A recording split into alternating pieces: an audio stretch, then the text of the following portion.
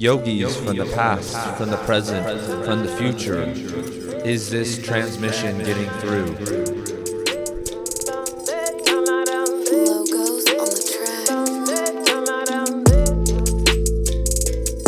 The yoga revolution will not be on Instagram. I say not be on Instagram. The yoga revolution will be live. What is up, everybody? It is Ian Cattanach from SavvyZen.com. The true definition of yoga is the creation and flow of energy. So I have taken a break from podcasting, probably a 5-month break, and that has everything to do with laziness and procrastination. But during that time, I have been reading a lot, improving my writing skills, the presentation quality, so hopefully everyone sees some improvement there. This podcast is available on Spotify, iTunes, other Google Play podcast hosts, and there is always a video presentation with slides on YouTube. And if you're listening to the audio version, you can go to savvyzen.com/CYP, find this episode, and the images and quotes are always there. So today, and also the live stream call-in shows of this podcast will begin next week. I've figured out all the technical glitches that happened last episode with people not being heard, the callers not being heard and stuff. So there'll be technical glitches, but not those technical glitches, hopefully. I would like to open with a quote today by Baudrillard. And today's podcast is titled An Intro to Capitalism and Yoga. Quote, "The media represents a world that is more real than the reality that we can experience. People lose the ability to distinguish between reality and fantasy. They also begin to engage with the fantasy without realizing what it really is. They seek happiness and fulfillment through the simulacra of reality, media, and avoid contact/interaction with the real world." And that's Baudrillard, one of my favorite theorists and authors. So, to give a preview of today's episode, I am going to be doing a bit of a postmodern critique of the corporatization of yoga. This isn't a debate about capitalism versus socialism, but rather I'm going to be catapulting off the philosophies of Hegel, Baudrillard, Lacan, and a few other theorists to make some, just jab at a few idiosyncrasies that this corporate culture creates in yoga. So, and let's talk about capitalism for a second. Capitalism is supposed to be a free exchange, right? But the version of capitalism that we have now is a malignant and corporate capitalism that does not view humans, the earth, and animals as sentient entities, right? And I would like to say just about the capitalism and socialist debate that I am taking the third option. There are good things and there's pros and cons to both ideologies, and I think that a combination of the two is the best solution. I don't know that combination, right? But the real issue at hand is that there has been a corporate takeover of yoga, and everyone has seen it. Log on to Instagram, go to studios. It is pretty crazy. I started yoga, and I'm pretty young, 13 years ago, and it has dramatically changed. I don't know what our elders, how they feel. How do the people who have been in the game since 1990, how do they feel about all this craziness? 30 or 40 years being teachers. They must be mind blown by all this, right? And if you don't know what I'm talking about, maybe you haven't seen any of this. Multi-billion-dollar yoga brands, the proliferation of paid yoga subscriptions, Instagram yoga culture, hippie yoga culture, influencer yoga culture, guru yoga culture, all have become corporatized, all have been marketed and labeled, right? And labeled, sold to us. And this is all driven by our need for products. All malignant capitalism does is create a false sense of needs within us.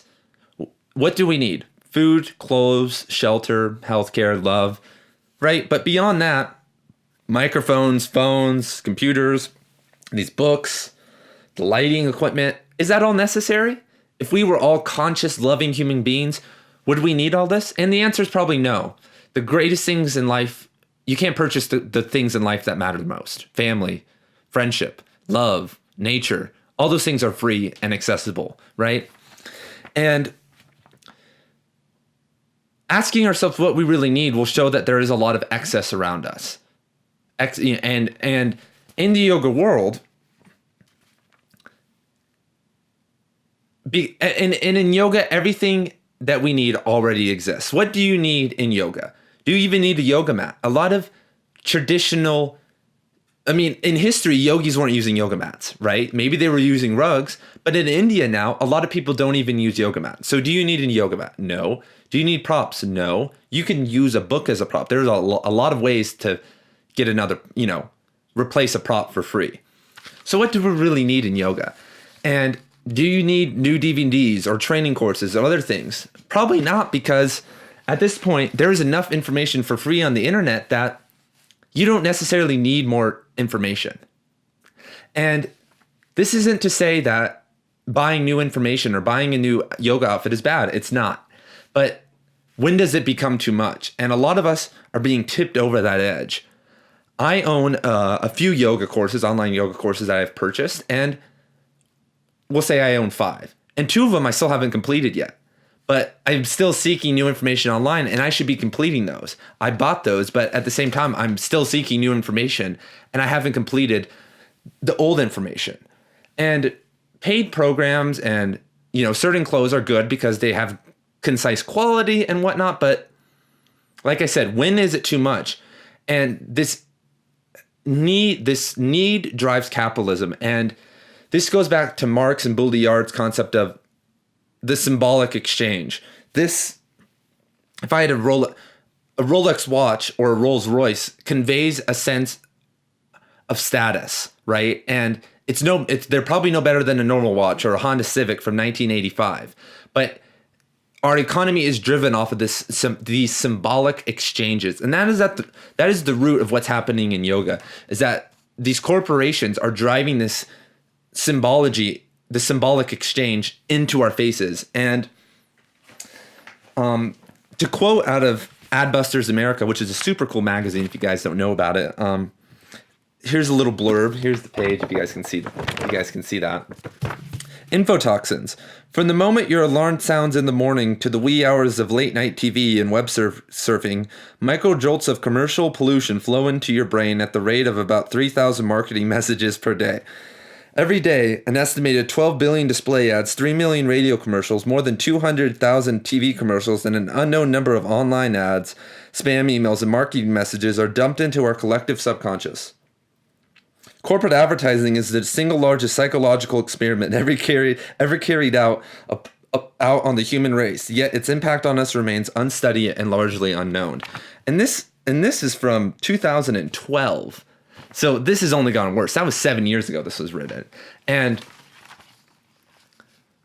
this ties back into the Baudrillard quote that we are starting to lose touch with what reality really is. A simulacra, as we learned in episode number 3, your yoga simulation, is a copy of a copy. And when you see your favorite yogi on Instagram doing a pose, you're seeing a copy of what's happening. You're a copy of what actually happened in reality. And most likely those people are doing something staged. They're acting a performance. They're acting that yoga flow or acting a scene. So it's a copy of a copy of a copy, right? And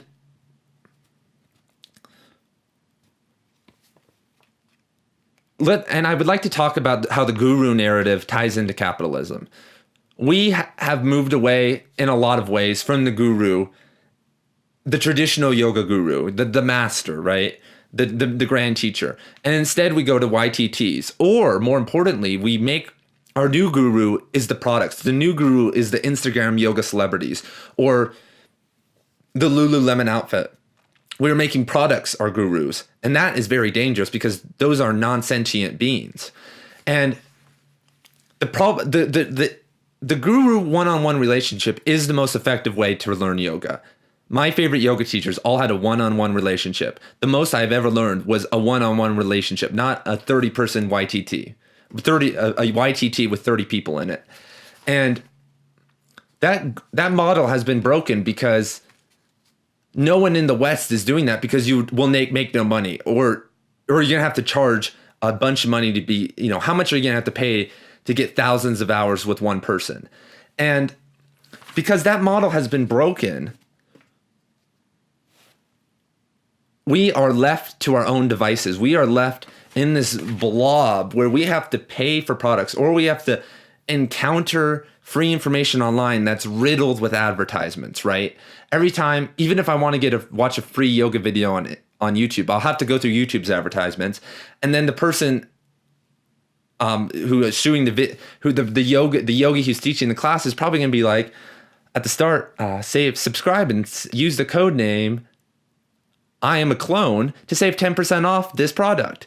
And that's cool. Everyone's got to hustle, but it's very hard to get pure information anymore. And that one-on-one relationship starting to dwindle, and that's causing a sense of isolation and alienation, which is one of the main drivers in a capitalist society, and is one of the main drivers in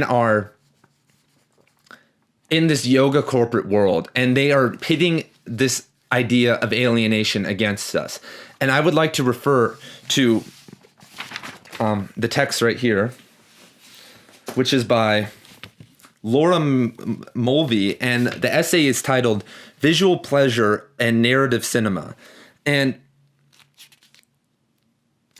what the main concept of this essay is that Mulvey is bringing in the ideas of Jacques Lacan, who is a famous psychoanalytical thinker, great thinker. I love some of his theories. He, of course, has his bad points, as all the psychoanalytical thinkers like Freud, Reich, Jung, Rank, they all have their flaws. And this essay is about the cinema, about movies, but it can be applied to social media. And when we get on social media, we are alone most of the time. We have a private relationship with the people. We can fantasize and project onto the phone and onto these people in private. And it's a fetishism that we can think the way we want and have a private relationship, because in the movie theater, no one else can see you. It is dark. And that applies. Most of us are looking at social media and no one can see what we're doing. No one can see what we're thinking. And excuse me.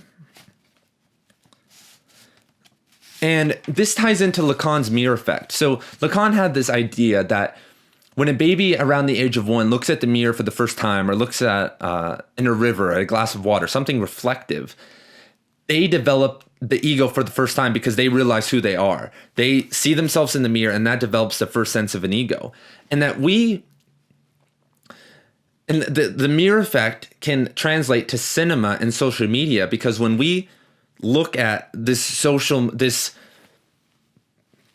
yogi off in Bali doing beautiful poses on the beach, we see a part of ourselves in that. We see that we could have been them. I could have been a contender. I can be that one day.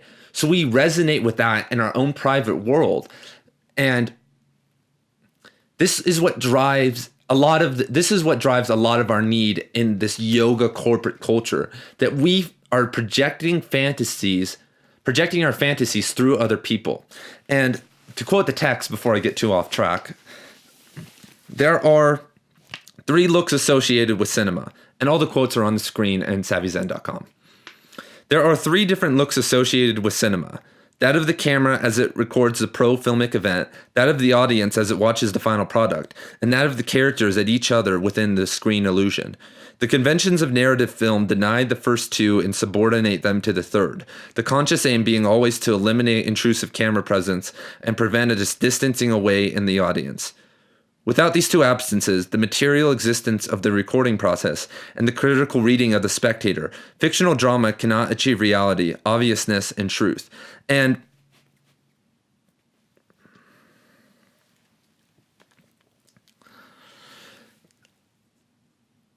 we are giving power through the mirror effect to these cinematic places. We're giving power to the yoga corporate world through this process. And we have created this monster. The guru culture, the hippie culture, the influencer culture, the yoga snobby culture. We have given them power. We are projecting our energy into these archetypal voids that the corporations know that they can exploit. And it throws us into a dialectic. And I have a video on this called The Yoga Revolution Will Not Be on Instagram, where I go into this dialectical thing. But the corporation's job is to sell, to create needs that we really don't need, as I already discussed. And they are masters at that. And they know the voids that they need to fill, and they push people who they know will fill them. We, because of hormones and neurotransmitters, are apt to the trap. We are going to get trapped. And as you can see, that happens a lot. And if we don't get trapped in buying, $100, $200 yoga pants, we get trapped in the hippie mindset because we're a part of a dialectic. So we repel away from the corporate, from the allo yoga people, and we say, I don't want to be like them, so I'm going to be like them. But why aren't we being ourselves? Why aren't we being authentic beings? And it's because we have lost, here we go. Our narrative desire has dwindled down to wanting reality. We seek reality, but that image is fake. Instead of us doing active imagination to heal, we seek an authentic life. We want to feel a body, but our body has been destroyed. Our body has become a machine in capitalism. What autonomy do we have left? And all this comes down to is it our relationship between image and self-image. And that goes back to Lacan's mirror effect, right?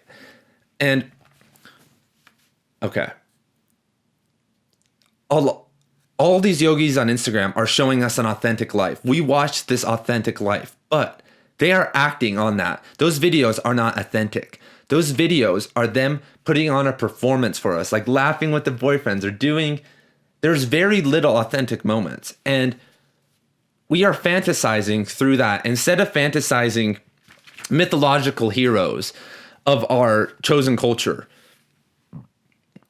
whatever culture you're from, the myths and the great stories and novels. We have chosen normal human beings who are faking a reality to us. And we are interested in that because we want reality so bad. We have lived such inauthentic lives because of capitalism and corporations and marketing and having to show up at work every day and continue this cycle that we want reality so fucking bad that all we can seek out is authenticity now. But that is not authentic. And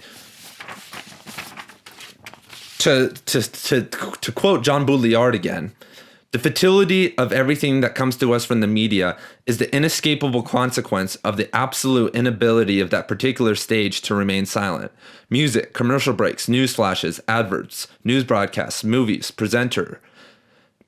There's no alternative but to fill the screen. Otherwise, there would be an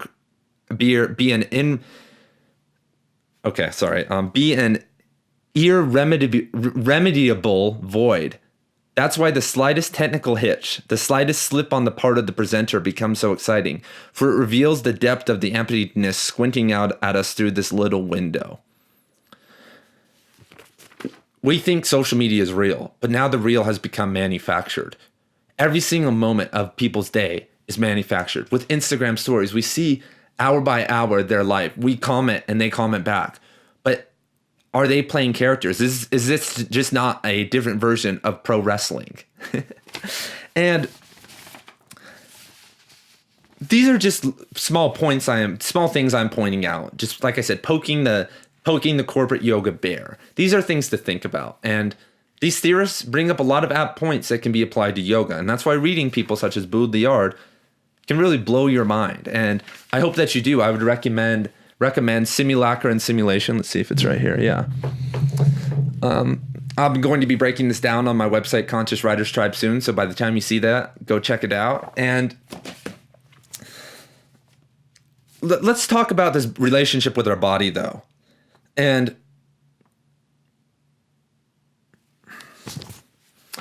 this lavish life that we are living with all this extra stuff that we need to work for to have the luxuries of life are creating hyper-specializations. And we see this in yoga. There's the hyper-specialized Ashtanga people, the Iyengar people, the corporate, like I said, the yoga, and all these different things. And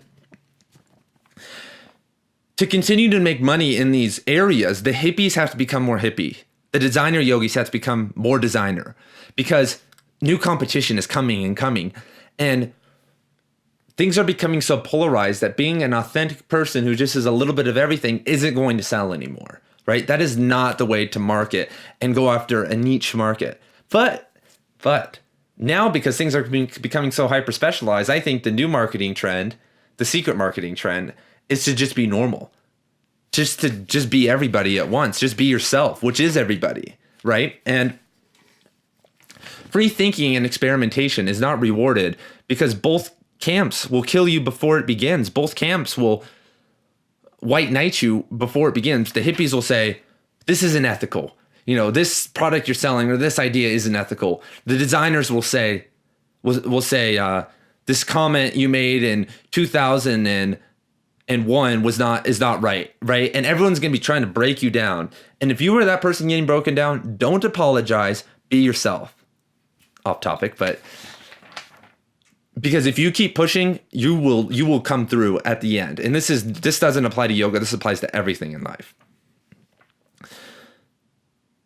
But transcending the platforms that these hyper specializations will slowly build an audience for you, as even if you're just a yoga teacher in town. If you keep it real, it will build slowly but surely.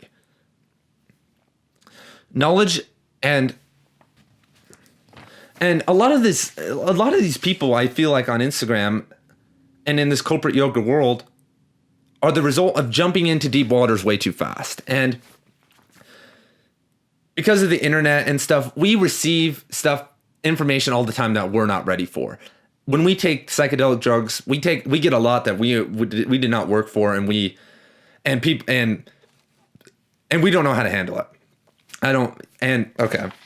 And when you have all this information, but you don't know how to synergize it, you don't know how to apply it in your life, anger, depression, savior complexes, narcissism all start to flourish because you think you're hot shit or you don't know how to handle it. So you become depressed and you start projecting, right? And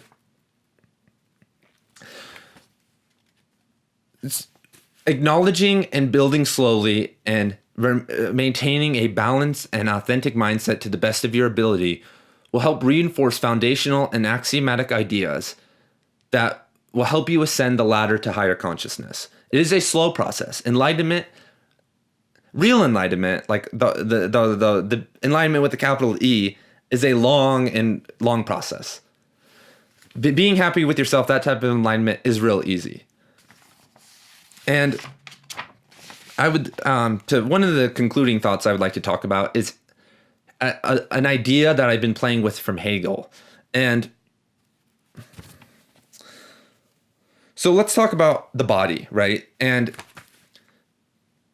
this is a theory, but there are 3 different types of bodies in our life. Let's talk about the personal body. There is the dying body. Right now, this piece of flesh of mine is heading toward death. Slowly but surely, this thing's going to collapse and I'm going to die from something, right? If I don't, die from some cataclysm or accident. Eventually the body is in a state of decay. And then there is my idolization body. What I idolize, the Ian that could be, or the Ian or the images that I see in marketing, right? The images that I'm seeing. Those are the idolized versions, the idolized body, right? 2 different sides of a dialect. But in the middle, there is the appearance of a body that may or not be real. And all this body, all your body is, your perception of a body is just an appearance because you do not have a third person point of view of your body right now. So all it is an illusionary experience. And this kind of gets back to the philosophy of idealism and Hegel. And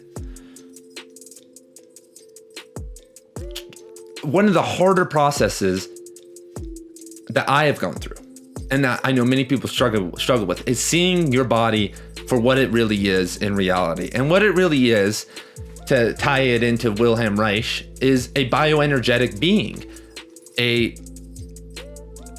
bioenergetic body that connects to everything and has no limits.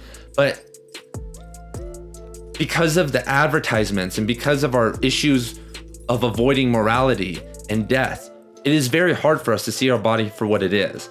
And that drives, this is another driver of the need for capitalism, because if I wear a crystal or a blue shirt, that will start to fill this void that I feel with my body, this void that I don't know what it is, and I don't have a good relationship with it. And that's, that's some of the good stuff coming out of yoga, body positivity. But what is body positivity other than focusing on the idealized image of it, right? And that's for a different that's for a different day. But when we see marketing happening, or social media yogis, or a corporate yoga advertisement, we escape our ego while at the same time reinforcing our ego. Once again, the mirror effect. I escape myself when I see my favorite yogi on Instagram doing some poses. I am in their body. I have left this appearance. But I am reinforcing my ego, because at the same time, I only like them. I'm only enjoying this because of the potential at some level that could be me. This is just a theory, but it's a very interesting theory. And to conclude, I would just like to say that you can change the world. You are a great thinker, a great speaker, a great writer, a great person in every regard. And people love you, and that your family loves you, your friends love you, your freaking pet loves you. And you can help change the world. But first, you have to understand that around us, there are so many movers and drivers that are influencing us. Hidden streams of energy, hidden dialects all around us that are trying to tear down that greatness. And I'm sorry that it happens to us, and I wish you the best of luck. And I just want to say that we all are connected, and that there's no separation between you and I at the quantum level, and that good luck. And this is Ian Cattanach from SavvyZen.com. You are tuned into the Conscious Yoga podcast, and the true definition of yoga is the creation and flow of energy. Peace.